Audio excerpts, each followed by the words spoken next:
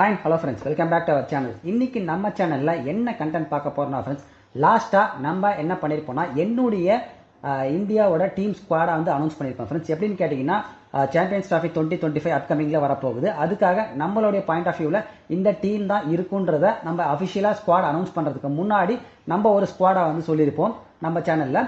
And இப்போ அஃபிஷியலாக அதுக்கப்புறமா பார்த்தீங்கன்னா நம்ம இந்தியன் டீமோட ஸ்குவாடை அனௌன்ஸ் பண்ணியிருக்காங்க ஃப்ரெண்ட்ஸ். அதுலேருந்து நம்ம செலக்ட் பண்ணதுக்கும் அதுக்கும் எந்த அளவுக்கு வந்து டிஃப்ரென்ஸ் இருக்குன்றத பார்க்க போகிறோம். அண்ட் அதுக்கப்புறமா நிறைய பேரோட கொஷின்ஸ் என்னவா இருக்குன்னு கேட்டிங்கன்னா, எப்படி சுமன் கில்ல வைஸ் கேப்டனா சூஸ் பண்ணலாம் அப்படின்றது நிறைய கொஸ்டின்ஸ் இருக்கு. அண்ட் அது மட்டும் இல்லாமல் 3 ஸ்பின்னர்ஸை வந்து நம்ம எடுத்திருக்கோம் ஃப்ரெண்ட்ஸ். ஸோ வாஷிங்டன் சுந்தர் ஆகட்டும், அக்ஷர் பட்டேல், அதுக்கப்புறம் பார்த்தீங்கன்னா உங்களுக்கு ரவீந்திர ஜடேஜா, அண்ட் அது கூடவே நம்மளுடைய ரெகுலர் ஸ்பின்னரான குல்தீப் யாதவும் இருக்காரு. ஸோ இந்த மாதிரியான விஷயங்கள்லாம் நிறையவே வந்து இருக்குது நம்மளுடைய இந்தியன் டீமோட ஸ்குவாடை பொறுத்த வரைக்கும். அண்ட் இது எல்லா டீமே தான் நம்ம வந்து இந்த வீடியோ ஃபுல்லாக வந்து பார்க்க போகிறோம். வீடியோ மறக்காம ஸ்கிப் பண்ணாம ஃபுல்லாக பாருங்க. வாங்க இப்போ நம்ம வீடியோக்குள்ளே போகலாம். ஃபர்ஸ்ட் நம்ம என்ன பார்க்க போறோம்னு கேட்டீங்கன்னா ஃப்ரெண்ட்ஸ், நான் என்னுடைய பாயிண்ட் ஆஃப் வியூல இருந்து செலக்ட் பண்ண அந்த ஸ்குவாடுக்கும் இப்போ அஃபிஷியலாக அவங்க சொல்லியிருக்கிற ஸ்குவாடுக்கும் என்ன டிஃப்ரென்ஸ் இருக்குன்னு பார்த்தீங்கன்னா, ஒன்லி 3 பிளேயர் தான் ஃப்ரெண்ட்ஸ் டிஃப்ரென்ஸ் இருக்கு. நீங்கள் பார்த்தாவே தெரிஞ்சிருக்கும். நம்ம அந்த வீடியோவில் சொன்ன மாதிரியே பார்த்தீங்கன்னா உங்களுக்கு almost Rohit Sharma and then Shubman Gill, Shreyas Iyer, Yashasvi Jaiswal, Virat Kohli, Rishabh Pant, நம்ம பண்ட்டை வந்து சொல்லியிருப்போம். அதுக்கப்புறம் பார்த்தீங்கன்னா இல்லை, நாம் வந்து பண்ட்டை சொல்லியிருக்க மாட்டோம் ஃப்ரெண்ட்ஸ். ஸோ பண்ட்டுக்கு பதிலாக நம்ம சாம்சன் சொல்லியிருப்போம். அதுக்கப்புறமா கேஎல் ராகுல், ரவீந்திர ஜடேஜா நம்ம எடுத்திருக்க மாட்டோம். அண்ட் அதுக்கப்புறம் பார்த்தீங்கன்னா ஹர்திக் பாண்டியா, அக்ஷர் பட்டேல், வாஷிங்டன் சுந்தரி நம்ம எடுத்திருக்க மாட்டோம். And Arshdeep Singh, Jasprit Bumrah, Kuldeep Yadav, Mohammed Shami friends. So இந்த லைனப் பார்த்தீங்கன்னா என்னுடைய செலக்ட் பண்ணதுலேருந்து ஒரு 3 பிளேயர் தான் ஃப்ரெண்ட்ஸ் டிஃப்ரென்ஸ் ஆகிறாங்க. அது யார் யாருன்னு கேட்டிங்கன்னா, ரிஷப் பண்ட்டுக்கு பதிலாக நம்ம சாம்சனை சொல்லியிருப்போம் ஒன்று, நிதிஷ்குமார் ரெட்டி, ஹர்திக் பாண்டியா பேக்கப்பாக சொல்லியிருப்போம். அண்ட் அதுக்கப்புறமா இன்னொரு பேக்கப் பார்த்தீங்கன்னா முகமது ஷமிக்கு பதில் முகமது சிராஜ் வந்து நம்ம சொல்லியிருப்போம் ஃப்ரெண்ட்ஸ். இந்த 3 தான் டிஃப்ரென்ஸு. ஆல்மோஸ்ட் நம்ம சொன்ன மாதிரி தான் ஃப்ரெண்ட்ஸ் அந்த வீடியோவில் ஒரு 80 to 90% of cricket world cup 23 எந்த ஸ்குவாட் இருந்ததோ அதே ஸ்குவாட் தான் மோஸ்ட்லி இருக்கும்னு நம்ம சொல்லியிருந்தோம். ஆல்மோஸ்ட் அதே மாதிரி தான் ஃப்ரெண்ட்ஸ் இருந்திருக்கு இந்த ஸ்குவாடை பொறுத்த வரைக்கும். அண்ட் இந்த ஸ்குவாடில் வந்து ஒரு கிளியரான ஒரு விஷயத்தை சொல்லியிருக்காங்க ஃப்ரெண்ட்ஸ். நம்மள நிறைய பேர் பார்த்தீங்கன்னா ஆன்லைன் ஆகட்டும் எல்லாத்துலேயுமே உங்களுக்கு சுப்மன் கில்ல வந்து பேக்கப்பாக தான் எடுக்கணும். யசஸ்வி ஜெய்ஸ்வால் தான் கரண்ட் ஃபார்மில் இருக்கிறதுக்கு அந்த ரிதமில் வந்து ப்ளே பண்ணணும். கண்டிப்பாக ரோஹித் சர்மாவோட ஓப்பனிங் பண்ணணுன்றதை நம்ம சொல்லியிருப்போம். நம்மளுமே அதான் சொல்லியிருப்போம். நிறைய பேரும் அதான் ஃப்ரெண்ட்ஸ் சொல்லியிருந்தாங்க ஆன்லைனில் ஆகட்டும் எல்லாத்துலேயுமே அதை. பட் அவங்க கிளியராக என்ன பண்ணியிருக்காங்கன்னா, இப்படிலாம் பேசினா தானே நீங்கள் இதெல்லாம் பேசுறீங்க, டாக் வருது உங்களுக்கு. உனக்கு கவர்மெண்ட் வேலை கிடைச்சிருக்கு.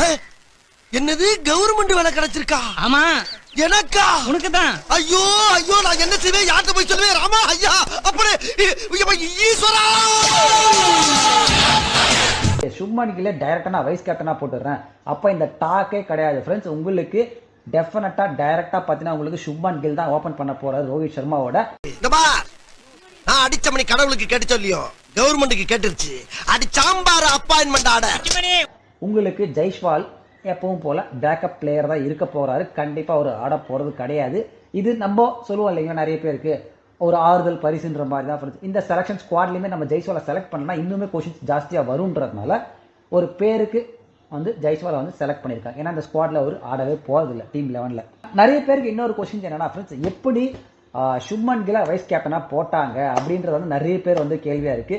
ரீசெண்டாக நான் இவங்களுடைய ப்ரெஸ் கான்ஃபரன்ஸ் ஆகட்டும், அஜித் அகர்கர் அண்ட் ரோஹித் சர்மா இவங்கெல்லாம் பேசினதெல்லாம் வச்சு லாஸ்ட்டாக கிரிக்கெட் வேர்ல்ட் கப் 2020 ஆகட்டும், 24 நடந்த world cup T20 world cup ஆகட்டும், அதுக்கப்புறம் பிஜிடி ஆகட்டும், இதெல்லாம் வச்சு நான் சொல்கிறேன் ஃப்ரெண்ட்ஸ், ஏன் சுப்மன் கில் வைஸ் கேப்டனாக இருந்தாருன்றது முழுக்க பார்த்தீங்கன்னா என்னோட பாயிண்ட் ஆஃப் வியூ நான் சொல்கிறேன்.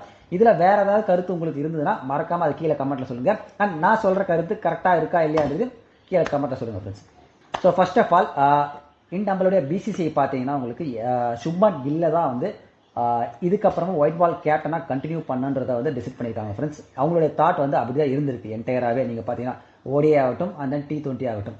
நீங்கள் ஃபர்ஸ்ட் ஆஃப் ஆல் நம்ம பார்த்தீங்கன்னா தெரிஞ்சிருக்கும், ரோஹித் சர்மா வந்து T20 வேர்ல்ட் கப் இருந்து ரிட்டையர் ஆனதுக்கு அப்புறமா உங்களுக்கு நம்ம எல்லாரும் நினைச்சது என்னன்னு கேட்டிங்கன்னா, ஹர்திக் பாண்டியாவை தான் டெஃபினட்டாக வந்து ஒயிட் பால் கேப்டனாக இருப்பார் நம்ம நினைச்சோம் T20ல.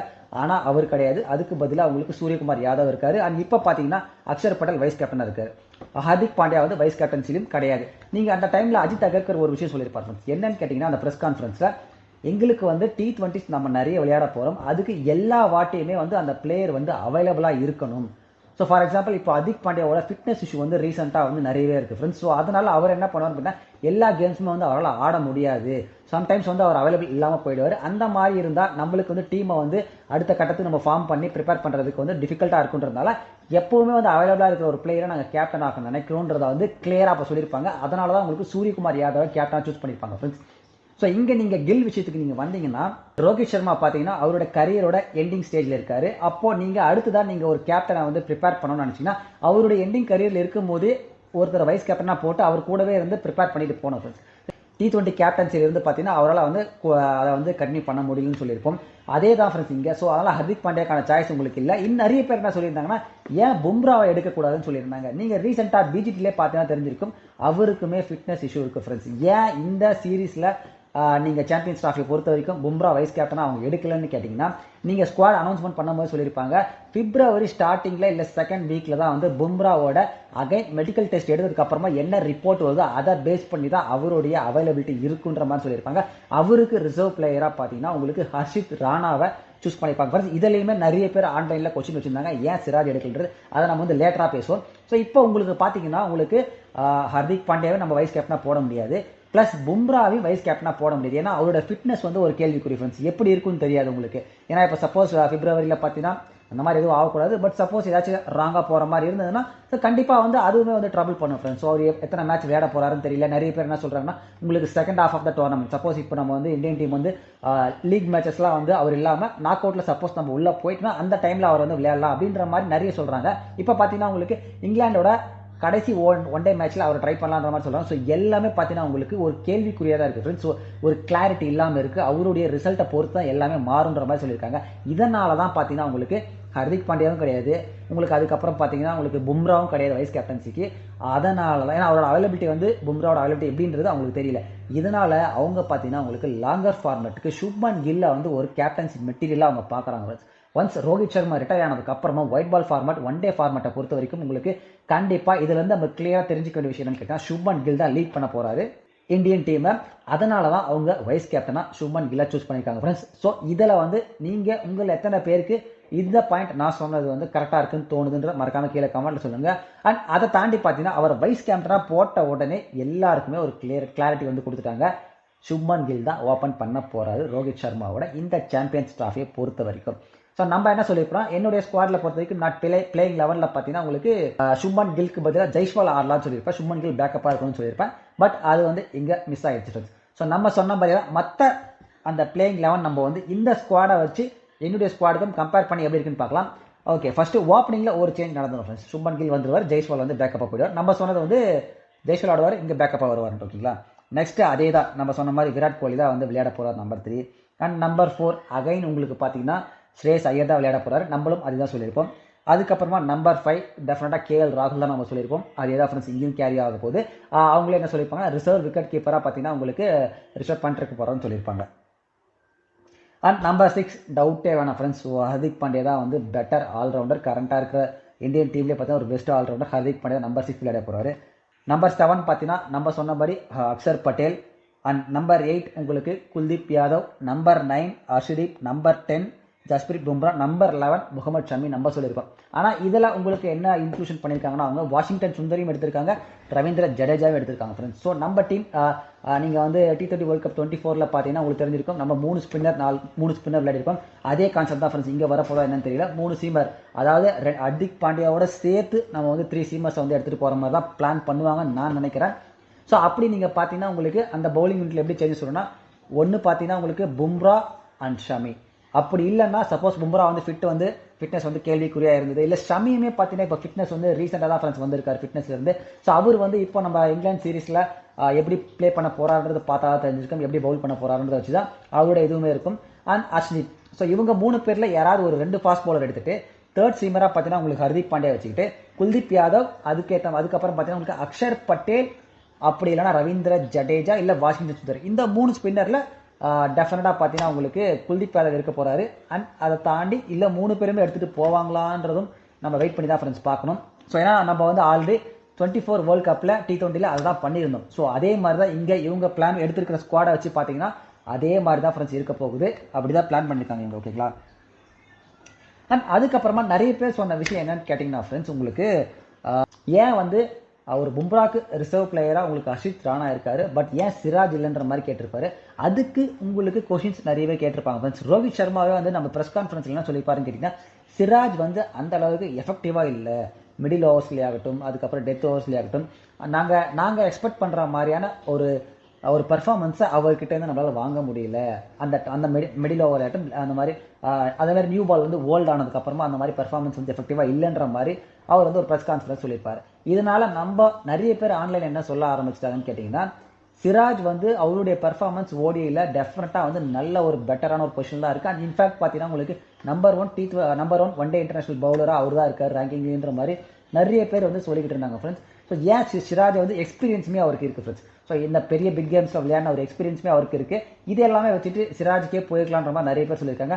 பட் என்னவே இருந்தாலும் நீங்கள் என்ன நினைக்கிறீங்கிறது கீழே கமெண்ட்டில் சொல்லுங்கள் ஃப்ரெண்ட்ஸ். இப்போ சாம்பியன்ஸ் ட்ராஃபி பொறுத்த வரைக்கும் சிராஜ் ஸ்குவாடில் இல்லை, அதுதான் வந்து இருக்கிற ஃபேக்ட்டு.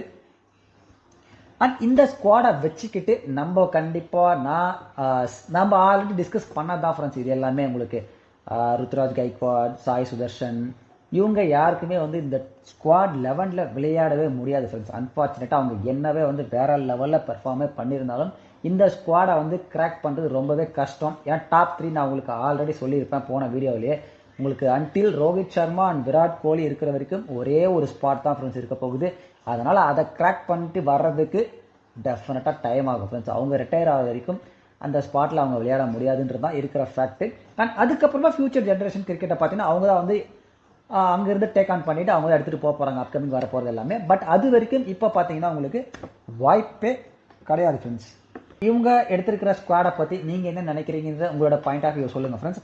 அண்ட் நம்ம T20 வேர்ல்ட் கப் 24ல் பண்ண மாதிரியே 3 சீமர்ஸ் ஹர்திக் பாண்டியாவோட சேர்த்து 3 சீமர்ஸ் ப்ளஸ் 3 ஸ்பின்னர்ஸ் எடுத்துகிட்டு போக போகிறோமான்றதையும் நீங்கள் என்ன பண்ணுவாங்கன்னு நினைக்கிறீங்க கீழே கமெண்ட் சொல்லுங்கள். என்னை பொறுத்த வரைக்கும் கேட்டிங்கன்னா கண்டிப்பாக அந்த பிளானில் தான் இருக்காங்கன்ற மாதிரி எனக்கு தோணுது. 3 சீமர் ஹர்திக் பாண்டியாவோட சேர்த்து ப்ளஸ் 3 ஸ்பின்னிங் ஆப்ஷன் தான் ஃப்ரெண்ட்ஸ் எடுத்துகிட்டு போவாங்க நான் நினைக்கிறேன். அண்ட் நீங்கள் என்ன நினைக்கிறீங்க தான் கீழே கமெண்ட்டில் சொல்லுங்கள். அண்ட் நம்ம டீமை பொறுத்த வரைக்கும் பவுலிங் மட்டும் தான் ஃப்ரெண்ட்ஸ். எனக்கு வந்து ஒரு பும்ரா இல்லாமல் போயிட்டா என்ன பண்ணுறது, ஒரு பும்ரா வந்து இன்ஜுரியாக இருக்குது. பட் ஏன்னா ஷமியுமே பார்த்தீங்கன்னா இப்போ தான் இன்ஜுரிலேருந்து வந்திருக்காரு, குல்தீப் யாதவுமே இப்போ தான் இன்ஜுரிலேருந்து வந்திருக்காரு.